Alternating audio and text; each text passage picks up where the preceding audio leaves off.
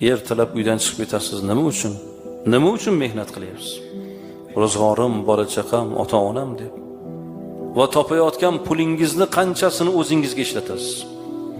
Hech qanchasini. Butun borlig'ingiz o'zingiz kiymasangiz ham o'g'lim, qizim yaxshi kiysin, birovdan kam bo'lmasin, tengqurlardan kam bo'lmasin deb ota usti yupun bo'lsa ham bolasini yaxshi kiyintirib qo'yadi. Men ishonaman-da, mana shu yerda o'tirgan akalar bor-ku, siz pul topayapsiz, lekin o'zingizga qancha sarf qilsangiz, sizdan ayolingiz o'ziga ko'p sarf qiladi, to'g'rimi? Sizdan ko'proq kiyimga pul sarf qiladi. O'zi uchun erkak kishidan ayol kishi ko'proq pul sarf qiladi. Lekin shu pulni siz topayapsiz. Shuning uchun do'stlaringiz orasida, tengqurlaringiz orasida usti yupun bir